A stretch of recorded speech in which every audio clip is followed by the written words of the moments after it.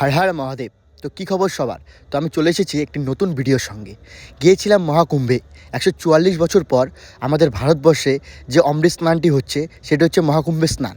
আর সেই স্নানে আমি গিয়েছিলাম। তো সেখানে আমরা কিভাবে গেছি, কী হয়েছে আমাদের সাথে, টোটালটাই তোমাদের সঙ্গে আজকে শেয়ার করব। আমরা ফালাকাটা স্টেশন থেকে কামরূপ এক্সপ্রেসে উঠেছিলাম রাত্রেবেলা 9টার সময়।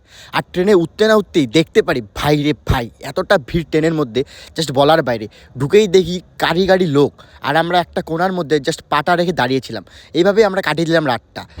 তো এখন আমরা আছি কোথায়? সুদীপ, পাটনা ঢুকবো আর কিছুক্ষণের মধ্যে, আর 2 ঘন্টা পরে। আর ট্রেনে প্রচুর ভিড়, প্রচুর ক্রাউড। কী করার আছে, এভাবে যেতে হবে। চলো যাবো।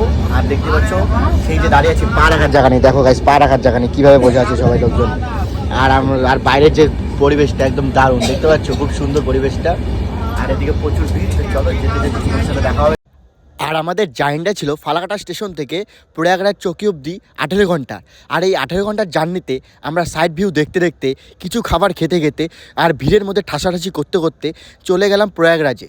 আর ভাইরে ভাই, ট্রেনের থেকে নামতেও পারিনি। ট্রেনের স্টেশনের যা ভিড়, সেই ভিড় দেখে আমার তো মাথায় হাত।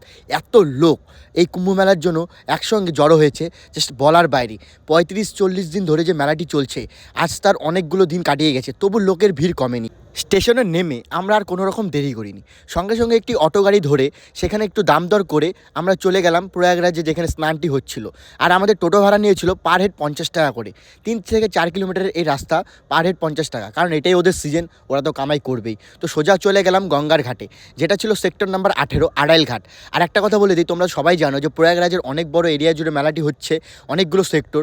তো কোথায় কি হচ্ছে আমি বলতে পারলাম না, কিন্তু তোমরা যেখানে স্নান করতে পারবে সেটাই হলো গঙ্গা স্নান। সঙ্গমেই যে স্নান করতে হবে এমন কোনো কথা নেই, যেখানেই ফাঁকা পাবে সেখানেই স্নান করবে, স্নান করা দিয়ে কথা। ত্রিবেণী সঙ্গমেই যে স্নান করতে হবে এমন কোনো ব্যাপার নেই। তো আমরা সরাসরি চলে গেলাম ঘাটের মধ্যে। আর ঘাটের মধ্যে সুন্দর একটি জায়গা দেখে আমরা আমাদের টেন্ট লাগিয়ে নিলাম। আর দেখতে পাচ্ছ সামনে গঙ্গা নদী, আর এই ঘাটগুলো পাকা করা ঘাট, সিঁড়ি বাই সিঁড়ি, খুব সুন্দর এই জায়গাটা। আর দেখতে পাচ্ছ ঘাটগুলো কত সুন্দর ফাঁকা। আমরা যেদিন গিয়েছিলাম রাত হয়ে গেছিলো অনেক, আর রাত্রেবেলা লোকজন একটু কমই ছিল এই ঘাটের মধ্যে, কিন্তু তবুও দেখতে পারি নদীর পাড়ে গিয়ে লোকে স্নান করছে। এরকম কোনো ব্যাপার নেই যে তিথিতে স্নান করতে হবে, যে যেভাবে পাচ্ছে সে সেভাবে স্নান করছে। আর খুব সুন্দর লাগছিলো এই ঘাটগুলো।